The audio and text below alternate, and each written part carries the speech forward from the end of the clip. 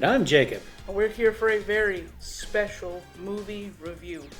Why don't you tell them about it, Jacob? That's right, folks. We have exclusive access to the editor's cut before they've even started principal filming of Spaceballs 2, and we're here to tell you all about it. The ups, the downs, the highs, the lows, and everything in between. Michaela, get us rolling.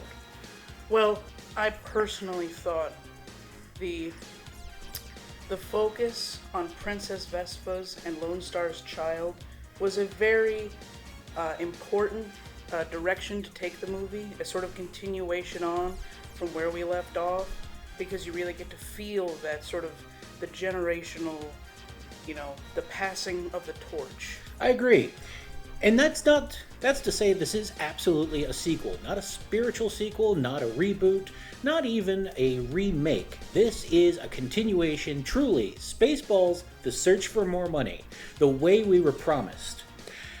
Now, the legacy that young Prince, we won't give all the names away, has to carry, is that going to affect going forward into possibly the third for the finish out the trilogy?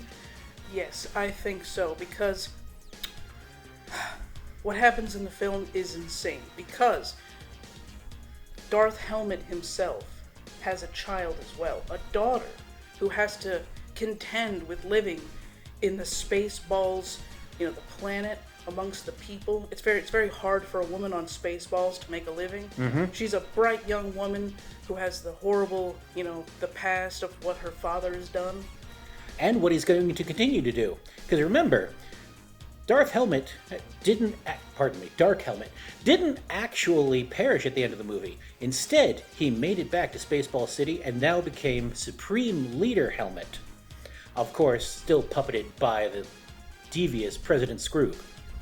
But I was more impressed by you can call it nepotism, I call it a nice homage casting.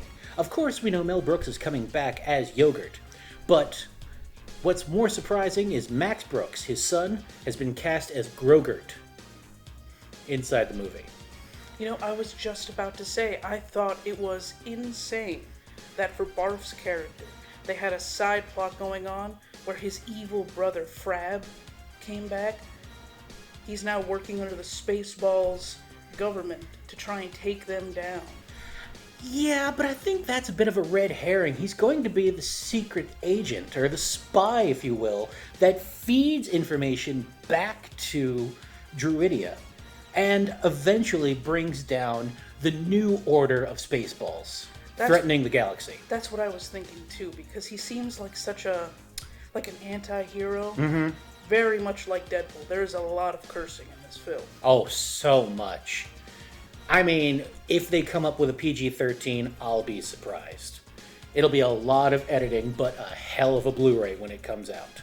And let me tell you, the merch for this film, they went above and beyond.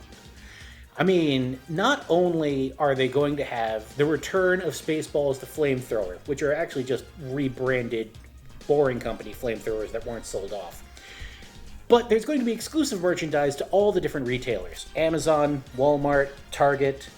And don't you worry, anime fans. They've got body pillows coming too.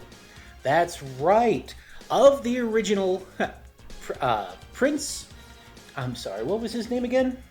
Lone Star, that's right. Prince Lone Star on one side and Barf on the other. That way you can pick and choose as you like. And Dot Matrix. Well, Dot Matrix and Barf I don't think is going to be that big of a seller. But hey, if that's your thing, pre-orders will be available soon.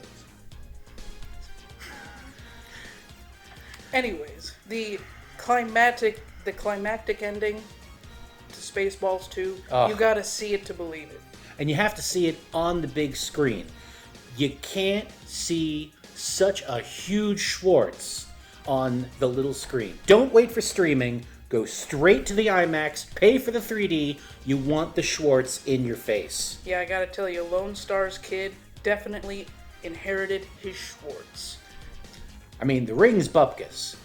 It's the Schwartz within that really counts. So, I believe that ties it up in a nice tidy bow without giving away all the spoilers. And of course, this is all subject to change through editing, rewriting, and actually filming the movie. But this is our first look at Spaceballs 2, The Search for Money. I've been Jacob. I've been Michaela. Thanks for joining us today. And next time, we're going to be doing the remake produced by Judd Apatow, I believe? Yeah. Of Shogun, the Shogun of, Shonuff, the Shogun of Harlem. With more guns. The radar, sir. Oh, Get a many MadTV. more guns. It's more Mad Max than Jam. Shogun anymore. Feel the blood.